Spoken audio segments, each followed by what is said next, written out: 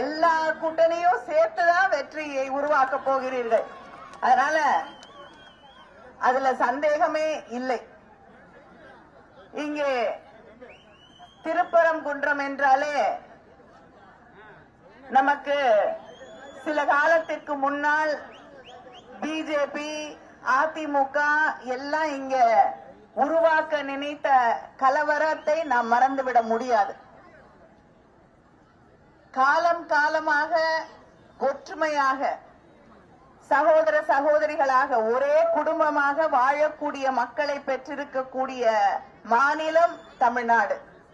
அவங்க எந்த மதத்தை சார்ந்தவர்களாக இருக்கட்டும், யாராக இருந்தாலும் தமிழ்நாட்டில மத வேறுபாடுகள், எல்லாருக்கும் மத நம்பிக்கை இருக்கும்.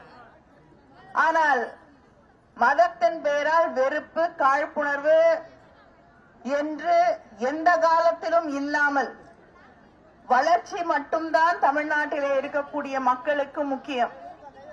எங்க வீட்டு பிள்ளைங்க படிக்கணும், எங்க வீட்டு பிள்ளைகளோட எதிர்காலம் நன்றாக இருக்க வேண்டும், நாங்கள் தலை நிமிர்ந்து வாழ வேண்டும், பெண் கல்விக்கு நாங்கள் முக்கியத்துவம் தருகிறோம், நாட்டின் வளர்ச்சிக்கு முக்கியத்துவம் தருகிறோம், சுயமரியாதைக்கு முக்கியத்துவம் தருகிறோம் என்று வாழ்ந்து கொண்டிருக்கக்கூடிய மாநிலம் தமிழ்நாடு.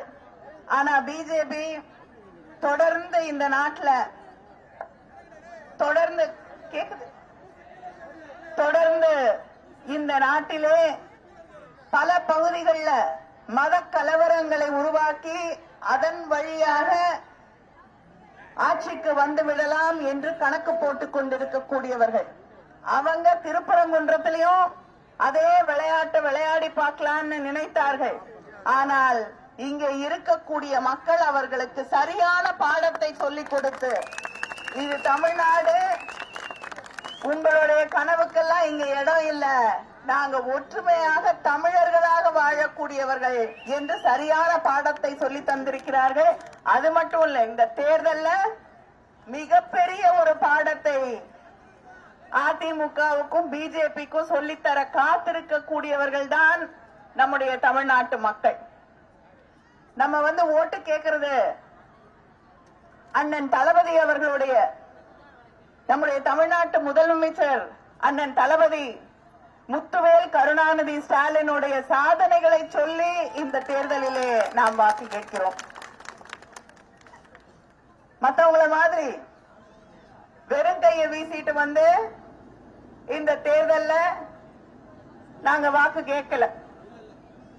நம்முடைய முதலமைச்சர் அண்ணன் தளபதி அவர்களுடைய சாதனைகளின் பட்டியலை சொல்ல தொடங்கினால் நம்முடைய 5 ஆண்டு சாதனைகள், கலைஞர் மகளிர் உரிமை தொகை 1,31,00,000 பயனாளிகளுக்கு மாதம் 1000 ரூபாய் கலைஞர் மகளிர் உரிமை தொகையை தந்துவிட்டுத்தான் அந்த உரிமையோடு உதயசூரியன் சின்னத்துல ஓட்டு போடுங்கன்னு கேட்க வந்திருக்கோம்.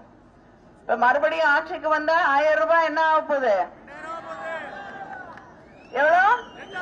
2000 உயர்த்தி தரக்கூடிய ஆட்சி, உயர்த்தி தரக்கூடிய முதலமைச்சர் நம்முடைய முதலமைச்சர் அவர்கள். ஏன்னா திமுக ஒரு வார்த்தையை மக்களுக்கு வாக்குறுதியாக சொன்னால் அதை நிறைவேற்றி தரக்கூடிய இயக்கம் திராவிட முன்னேற்ற கழகம். தலைவர் கலைஞர் காலம் தொட்டு மக்களுக்கு கொடுத்த வாக்குறுதிகளை நாம் நிறைவேற்றி கொடுத்திருக்கிறோம். மகளிருக்கான விடியல் பயணம் கிட்டத்தட்ட ஒவ்வொரு மாதமும் நம்முடைய பெண்கள் 888 ரூபாய் அந்த விடியல் பயணத்தின் மூலமாக ஒவ்வொரு மாதமும் சேமித்துக் கொண்டிருக்கிறார்கள். ஏன்னா பஸ்ல கட்டணம் கிடையாது. அப்படி பெண்களுக்கான அந்த விடியல் பயணத்தை ஆட்சி பொறுப்பேற்றுக் கொண்ட அந்த நாளே கையெழுத்து போட்ட முதலமைச்சர் தான் நம்முடைய முதலமைச்சர் அண்ணன் தளபதி அவர்கள். அதே போல புதுமை பெண் திட்டம், தமிழ் புதல்வன் திட்டம், கல்லூரியிலே போய் படிக்கக்கூடிய நம்ம வீட்டு இளம் பெண்கள் இளைஞர்களுக்கு மாதம் 1000 ரூபாய் என்ற அந்த திட்டத்தின் வழியாக 5.22 லட்சம் மாணவிகள் பயன்பெற்றிருக்கிறார்கள். தமிழ் புதல்வன் திட்டத்தின் வழியாக கிட்டத்தட்ட 4 லட்சம் மாணவர்கள் பயன்பெற்றிருக்கிறார்கள். அடுத்த முறை இந்த தேர்தலில் வெற்றி பெற்று ஆட்சிக்கு வந்தால் இந்த 1000 ரூபாய் 1500 ரூபாயாக உயர்த்தி வழங்கப்படும்.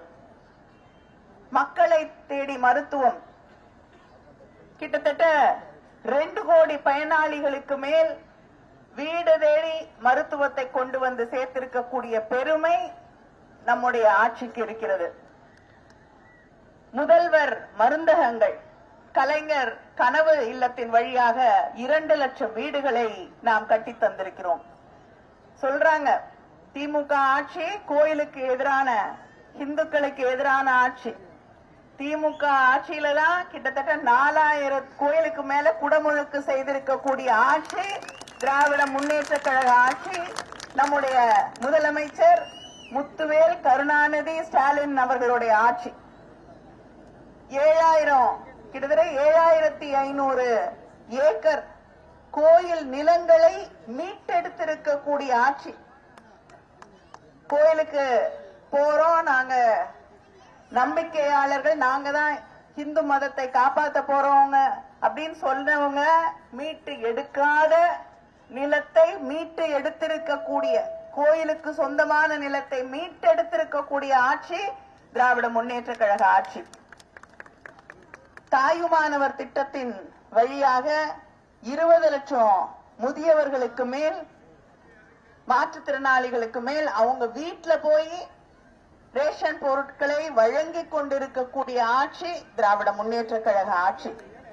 தோழி விடுதிகள், நம்ம வீட்டுல இருக்கக்கூடிய பெண்கள் வெளியூர்ல போய் படிக்கும் போதோ வேலைக்கு போகும் போதோ அவங்க பாதுகாப்பாக இருக்க வேண்டும் என்பதற்காக தோழி விடுதிகளை உருவாக்கி தந்திருக்கக்கூடிய ஆட்சி நம்முடைய திராவிட முன்னேற்ற கழக ஆட்சி.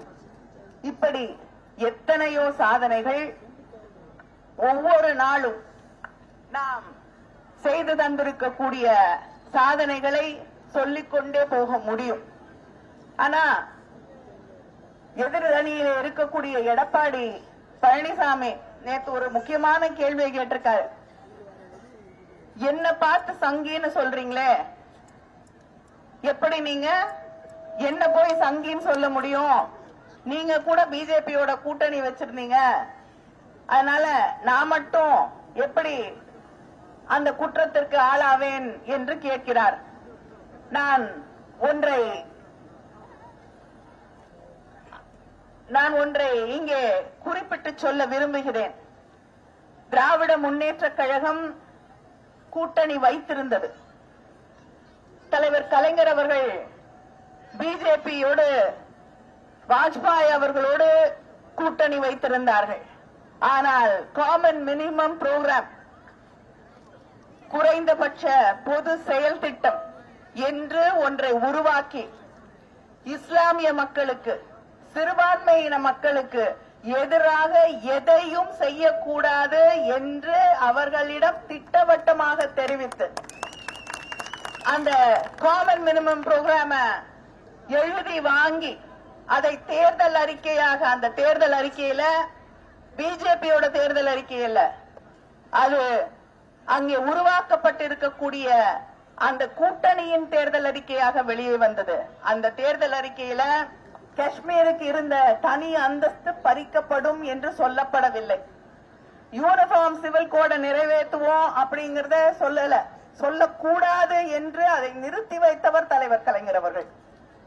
இப்படி இஸ்லாமியர்களுக்கோ கிறிஸ்தவர்களுக்கோ பாதிப்பு வரக்கூடிய எதையும் அனுமதிக்காமல் கூட்டணி வைத்து அதை வெற்றிகரமாக நடத்தியவர் தலைவர் கலைஞர் அவர்கள். ஆனால் இன்னைக்கு எடப்பாடி பழனிசாமி சிஏஏ கொண்டு வந்தாங்க. என்ன பண்ணாரு? எதிர்த்து ஒரு வார்த்தை பேசி இருப்பாரா? பேசல. முத்தலாக் பில் கொண்டு வந்தாங்க, அதை எதிர்த்து ஒரு வார்த்தை பேசி இருப்பாரா? இல்ல. இஸ்லாமியர்களுக்கு எதிராக வக்ஃப் போர்டு சட்டங்களை கொண்டு வந்தார்கள், எதிர்த்து ஒரு வார்த்தை அந்த இயக்கமோ அந்த கட்சியோ பேசியதா? இல்லை. விவசாயிகளுக்கு எதிராக சட்டங்கள் கொண்டு வந்தாங்க, தொழிலாளர்களுக்கு எதிராக சட்டங்களை கொண்டு வந்தார்கள், பேசினாங்களா? நேத்து கூட சிறுபான்மை இனத்தவர்கள் நடத்தக்கூடிய என்ஜிஓக்களுக்கு வெளிநாட்டில் இருந்து வரக்கூடிய பணத்தை நிறுத்தக்கூடிய ஒரு சட்ட வடிவம் கொண்டு வரப்படுகிறது பார்லிமெண்ட்ல. அதை எதிர்த்து நம்முடைய முதலமைச்சர் அவர்கள் குரல் கொடுக்கிறார்கள், நாம் குரல் கொடுக்கிறோம். ஆனால் அதிமுக அதை எடுத்து ஒரு வார்த்தை சொல்லி இருப்பாங்களா? இல்ல. இதனாலதான் நீங்க சங்கியாக மாறிவிட்டீர்கள் என்று எடப்பாடி பழனிசாமி அவர்களே உங்களை பார்த்து சொல்கிறோம். பிஜேபி எதை சொல்லுதோ எல்லாத்துக்கும் தலையாட்டிட்டு இருக்கீங்க. அவங்க சொல்றதுக்கு முன்னாடியே தலையாட்டுறீங்க. அதனால நீங்க முழு சங்கியாவே மாறிட்டீங்க. பாதியெல்லாம் இல்ல. தேர்தல் முடிஞ்ச உடனே தயாரா இருங்க. நிச்சயமா ஏதாவது ஒரு மாநிலத்துக்கு உங்களை ஆளுநரா அனுப்புவாங்க.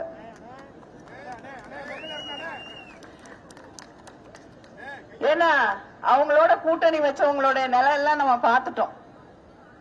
அந்த கட்சி எங்க போச்சு, அந்த தலைவர்களுடைய நிலை என்ன ஆச்சு அப்படிங்கறதெல்லாம் நம்ம பார்த்துட்டு இருக்கோம். அதனால உங்களுக்கு காமன் மினிமம் புரோகிராமா நிச்சயமா ஒரு மாநிலத்துடைய ஆளுநராக உங்களுக்கு பணி காத்து கொண்டிருக்கிறது.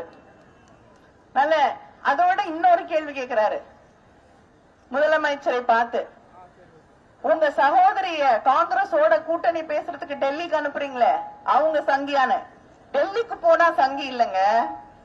டெல்லிக்கு போய் காங்கிரஸோட கூட்டணி பேசினா சங்கி இல்லங்க.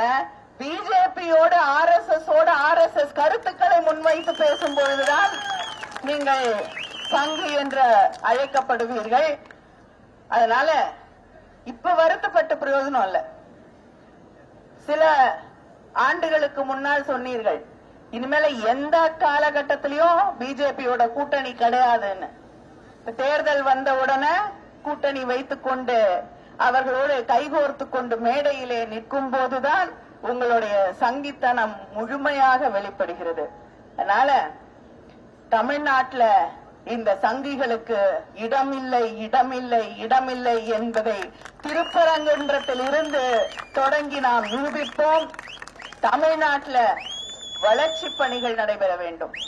நம்முடைய 5 ஆண்டு சாதனைகள்ல திருப்பரங்குன்றத்துல 65 கோடியில பழங்காநத்தம் மதுரை சந்திப்பு திருப்பரங்குன்றம் ரயில் நிலையம் இடையே மதுரை கன்னியாகுமரி சாலையிலே மேம்பாலம் அமைக்கப்பட்டிருக்கிறது. திருப்பரங்குன்றம் கோயில் அருகே ஏற்படும் போக்குவரத்து நெரிசலை குறைப்பதற்காக 41 கோடி செலவுல இருவழி சாலை பணிகள் நடைபெற்று வருகிறது.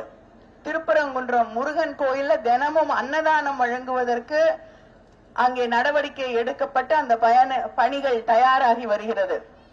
இந்து சமய அறநிலைத்துறை சார்பாக திருப்பரங்குன்றம் முருகன் கோயிலில் அமைந்துள்ள லட்சுமி தீர்த்த குளத்தை சீரமைப்பதற்காக 6.5 கோடி நிதி ஒதுக்கீடு செய்யப்பட்டு அதற்கான பணிகள் முடிவடையும் நிலையில் உள்ளது. மதுரை மாநகராட்சி விரிவாக்கப்பட்ட பகுதியிலே பாதாள சாக்கடை திட்டம் அமைப்பதற்காக 471 கோடி ஒதுக்கப்பட்டு அந்த பணிகள் நிறைவு பெற்றுள்ளன.